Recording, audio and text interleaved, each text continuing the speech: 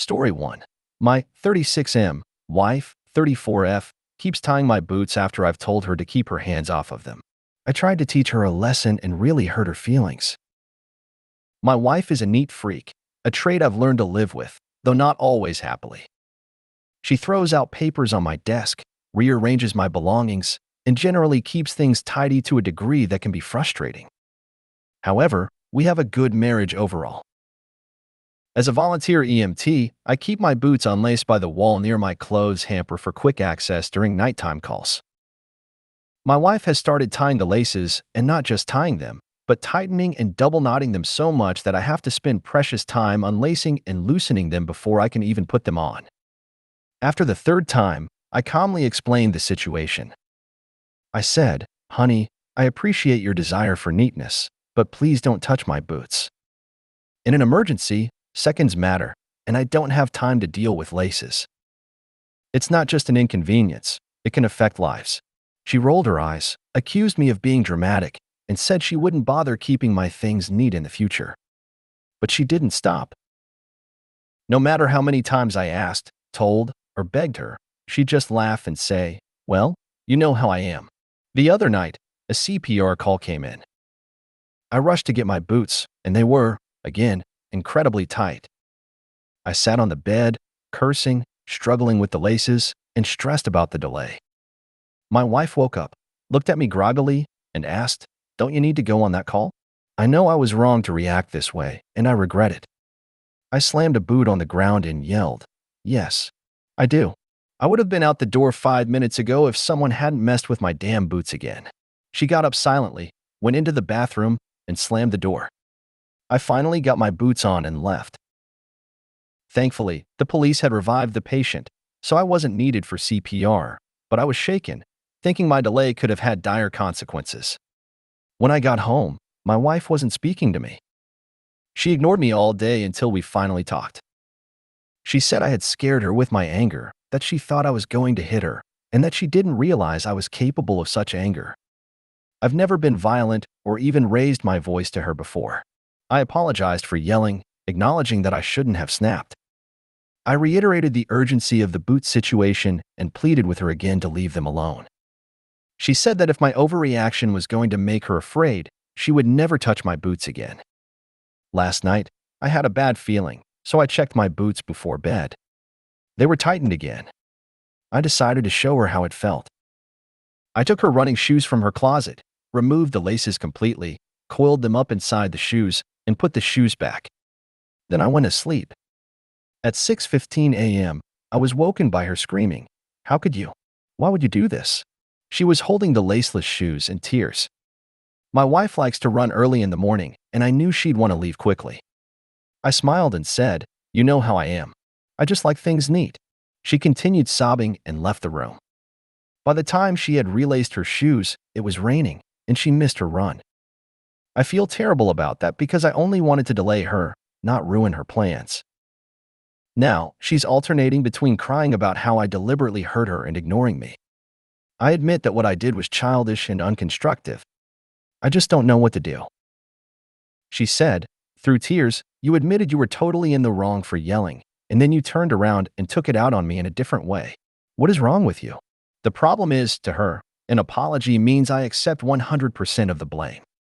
When I apologized for yelling, she took it to mean she was completely right, and my feelings were unjustified. So I haven't apologized for ruining her run, because she'll take that as confirmation that she wasn't wrong to touch my boots. I've tried to discuss this rationally, but it's like talking to a wall.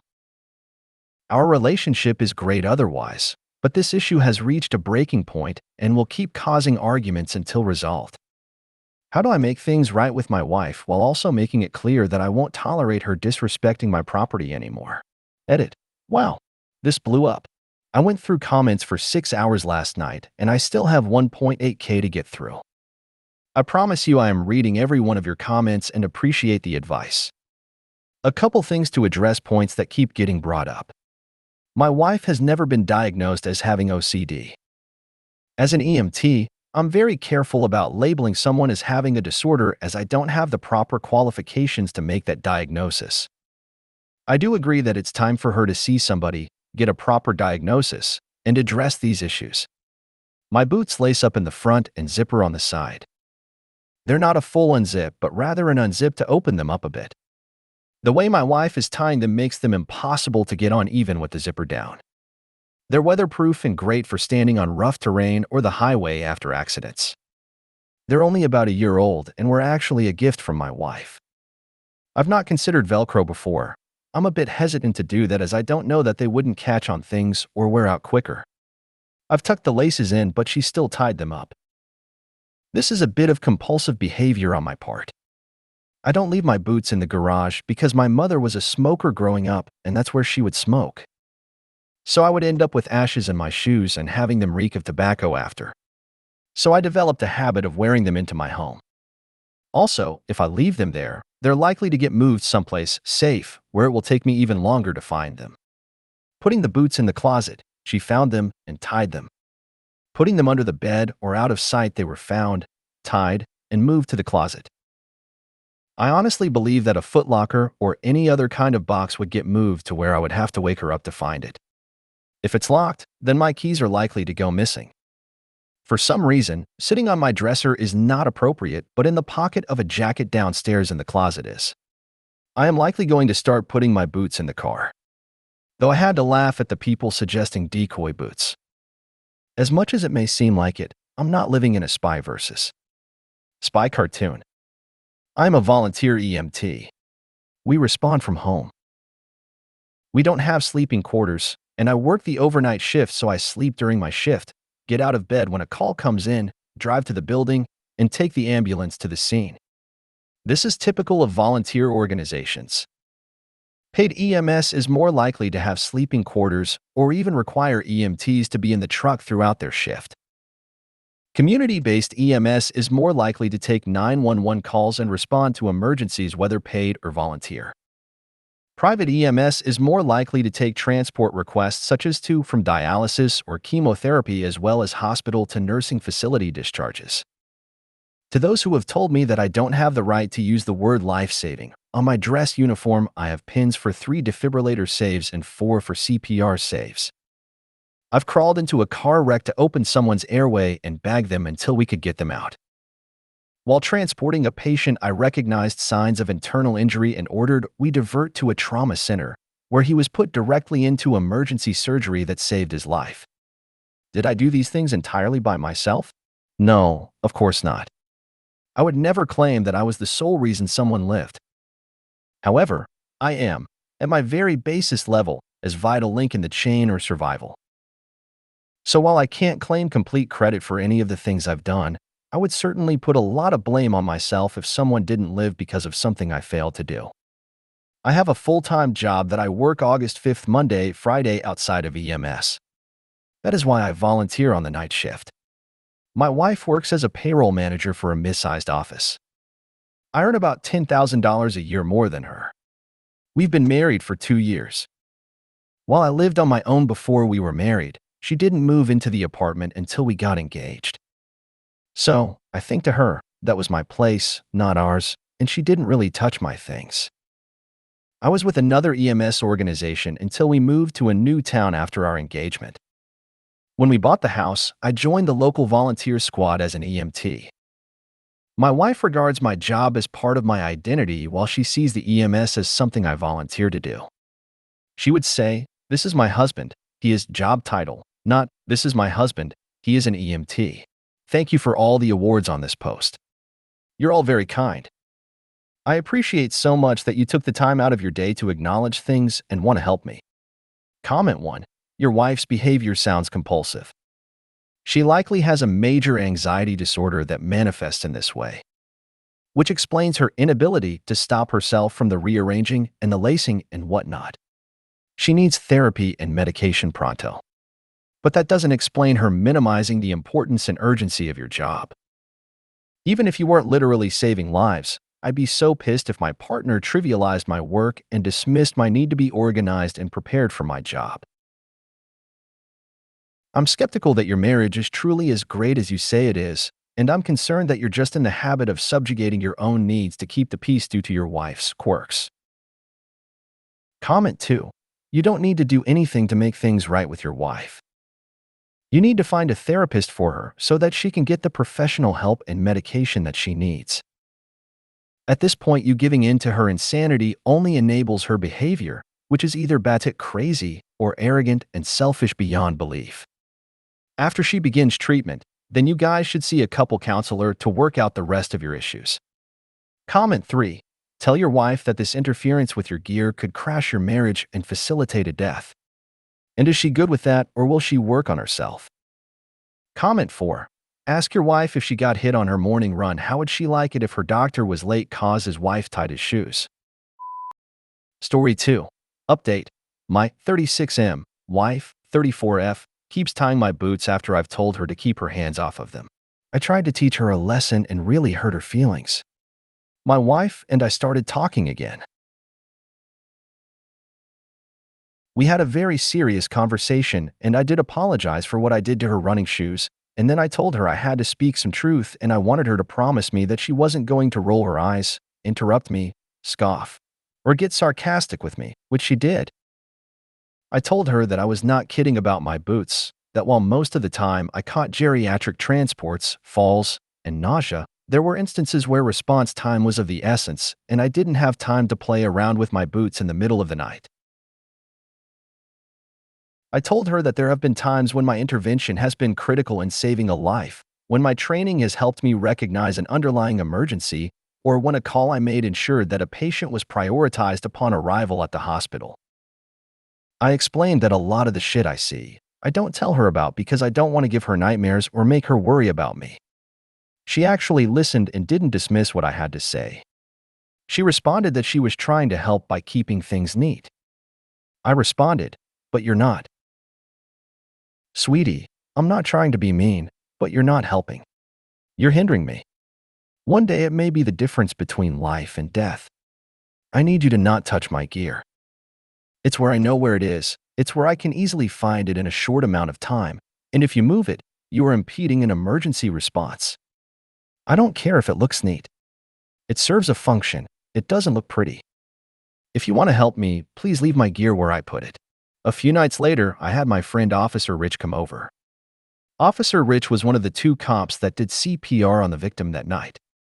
The 3 of us sat on our deck and had a few social distancing beers. He talked about getting there, doing CPR, giving Narcan, waiting for the ambulance, and getting her back shortly before we got there. He then pulled out a few photos of car accidents that I had worked. He showed them to my wife and pointed out, "This car went into a tree. Your husband crawled into the wreck, put a collar on the driver, and stayed in there giving him oxygen until we could get him out. Your husband pulled a 3-year-old out of this wreck. Your husband recognized that the driver had a stroke and took her to a stroke center, which likely saved her life." After that, I told her I had something I wanted to show her, and I asked her for the same promise I'd asked earlier. When she agreed, I showed her a video on YouTube of a police body cam from an overdose. This video showed how critical time is in getting someone back, and the training someone goes through in order to give the drug, do CPR, and utilize an AED. I told her, "I'm not trying to attack you. I don't want to have a fight, but I want you to understand what I go through. That I hope every call I go on is transporting a boo-boo, because otherwise it means that if I don't do everything right, someone could die. If I don't get out that door as quickly as possible, someone could suffer brain damage while they're waiting for me to give them oxygen. If I'm upset and shaking because I had to waste time opening my boots, I might miss something critical and someone might not make it." She acknowledged that she understood and told me she hadn't really thought about the danger of what I do until the other night when she saw the photos of the wrecks. I told her that I think she has OCD and needs to see a therapist because it's hurting our marriage. I listed examples of her throwing important things out, moving things without permission, and messing with my gear. I offered to go together and said I'd be willing to work on things together. After I pointed out the pattern, she agreed that it was time to speak to someone. She wants to think about whether she wants to go together or go by herself, but she has promised me that she's going to try to change her patterns. I brought up her saying she thought I was going to hit her, and she acknowledged she'd been with guys who flew off the handle with little provocation and scared her. That she'd never seen me get that angry, and it triggered her because she didn't think I was capable of blowing up like that. She's been very emotional lately and has been going through mood swings. She's been worried about me going out on calls. The other day she started crying and said, I hope you know how much I appreciate what you do. Knock on wood, since we had the big talk, she hasn't touched my boots. Is everything resolved? Not by a long shot. But she seems to have a new appreciation for what I do. Thank you for all of your responses. I wound up not showing her the thread because a lot of it was pretty harsh towards her. I recognize I cherry-picked incidents that didn't put her in the best light, and there's a lot more to her and our marriage than that. She is the person I chose for the rest of my life, and I want us to work. Comment 1. I'm glad things have worked out well so far, and I hope they continue to do so, and that your wife gets the help she needs to be able to live more comfortably with her potential OCD, or whatever it turns out to be that drives her need for neatness. Comment 2. Thank you for the update. I'm so happy to read that she was understanding and that your conversation resulted in being so productive. Also, good for you for acknowledging your response and how that made her feel. Sounds wonderfully constructive for both of you. I wish you both all the best going forward. Comment 3. I'm really glad you broached the OCD topic. With your last post and how upset she got when you pulled her laces out, you can just tell that's on another level. I'm an insane neat freak, but I don't compare to this. I'm so glad for you that she's listening and getting therapy. Comment 4. I'm sorry it had to come down to you showing graphic/not pleasant stuff for her to understand how serious you were about the situation. But it feels like a good step has been taken. She's acknowledging, open to getting help, and that's really good. Hopefully things improve more in the future. Comment 5. You gotta make sure she does therapy. That can't be negotiable. She needs help. Story 3. My 22M, vegan girlfriend, 21F, wants me to get rid of my cat. I can't believe I'm about to type this, but here we go. I've been dating my girlfriend for 7 months. She's amazing, and we're super compatible in many ways. She's a very outspoken vegan and made it clear at the start of our relationship that it was important to her that any potential partner share similar cruelty-free values. I was already pescatarian, so transitioning to a fully plant-based diet was easy. My girlfriend was proud of me for going cruelty-free, and everything seemed great. We became the vegan couple on our college campus. Then there's my cat, Mittens. I've had her for 3 years, and I adore her. She's such a sweet and cuddly cat. However, my girlfriend was always a little apprehensive around her, blaming it on not growing up around cats. After a while, we sort of made a tacit agreement to mostly hang out at her apartment instead of mine, so Mittens never really came up in conversation. Fast forward through all the quarantine stuff. My girlfriend and I have spent a lot of time together during this pandemic, and we've started talking about taking our relationship to the next level. We began seriously looking at either buying a new apartment together or having one of us move in with the other. However, after a lot of talking and planning, my girlfriend sat me down and dropped a bombshell. She said that with this next phase of the relationship, she didn't see a future with me unless I was willing to give away Mittens. She believes owning a cat is unconscionable for vegans because they hunt mice and eat meat, and the very act of owning a pet is a violation of vegan principles. I was stunned. I told her I was absolutely not willing to give up Mittens. Cats have no choice but to eat meat, and I'm reducing harm as much as possible by buying reputable brands of cat food. Plenty of vegans own cats and think along those same lines. My girlfriend got mad and asked, "How much flesh does your cat eat? How many animals died to make all that food? Would you be okay with that being human flesh?" I got mad and told my girlfriend that I would have really appreciated her telling me about her cat opinions before we got serious. She went on and on about cats killing animals. I ended the conversation there. I was so angry that I left her apartment. And I snuggled with Mittens when I got home. Although the mood soured a bit when my girlfriend sent me a link to a Reddit thread advocating for the extinction of domestic cats. Sigh. It goes without saying that I'm not going to get rid of my cat. However, it pains me to think that an otherwise wonderful relationship could end because of a difference in ideology. I don't even really understand where my girlfriend is coming from because, like I said, a lot of vegans own cats. Now granted, cat ownership can be a controversial topic in vegan circles, and I probably wouldn't have gotten a cat if I had been vegan at the time, but I have Mittens now, and she deserves to eat. Yes, I've researched vegan cat food, but Mittens has some digestive issues, and my vet strongly cautions against it. I've talked to some of my vegan and vegetarian friends, and they all think my girlfriend has lost her mind. Some have suggested that it's not about Mittens and my girlfriend just wants an excuse to end it. They probably don't understand why I haven't broken up yet, but I care about my girlfriend so much. I'd hate for this bizarre curveball to be the end of a beautiful thing. I want to try and work something out. Where do I even go from here? I will not compromise on Mittens, and I don't think my girlfriend will compromise either. Edit. Wow, this completely blew up while I was asleep. I am trying to read every comment, but there are a lot. Also, please allow me to reiterate that my girlfriend's views are not representative of those held by the wider vegan community. Comment 1. She suggested to give it away? It makes no sense whatsoever. Will it consume less meat with another owner? Of course not. It's like boasting about your lack of garbage because you dump it all in your neighbor's yard. Comment 2. Thank you for doing right by Mittens. You're a good person. Comment 3. See if the local shelter will allow you to surrender your girlfriend. Edit. Well, this blew up. Thanks for the gold. Go adopt some cats. Comment 4. As a fellow vegan, no, this isn't even cool. If she truly cared about animals, she wouldn't ask you to rehome your cat. It has a loving home. Her way of thinking is backwards. If someone told me I am not a real vegan because I have a dog, I would laugh my ass off and tell them they can have their stupid label. The dog stays, he's family. Just like I'm sure your cat is your family. Comment 5. FYI, cats are obligate carnivores. Don't bow into any vegan cat foods or anything like that in an effort to make this work. Your cat will get sick, and it will die of malnutrition. Beyond which pets should not be in until it's inconvenient commitment.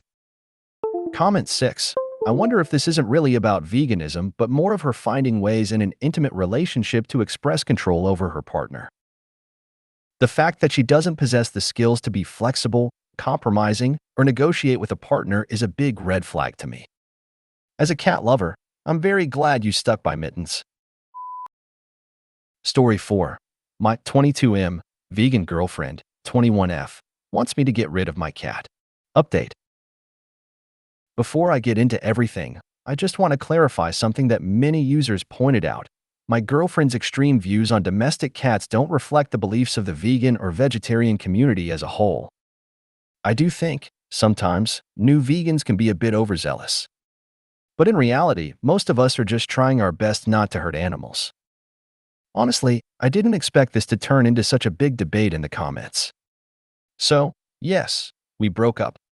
I would never give up my cat, Mittens. A lot of users pointed out that this situation was more about control than veganism, and now that I look back, I can see that there was definitely a pattern of control from my ex. I guess I didn't notice it at the time. I called her and made it clear that I wouldn't give up Mittens under any circumstances. Considering the issues we've been having and our differing views, I told her I thought it was best for us to part ways. I said she deserved a partner who shared her values. She asked if that meant we were breaking up, and I confirmed it. There was some anger on her part, but surprisingly, the conversation went better than I thought it would. And that's pretty much the whole story. Oh, and a few of you asked for a picture of Mittens. Here it is. Comment 1. Mittens is beautiful and lucky to have you. Comment 2. Summer hobbies voiceless frightening detail quicksand money puzzled ring fanatical. This post was mass deleted and anonymized with redact. Comment 3. She's mad that a cat eats meat? That's gotta be the funniest thing I've heard all day. Sorry you were in that situation though. If you made it to the end of the video, thanks for watching. Don't forget to like, subscribe and share, and we will see you in the next video.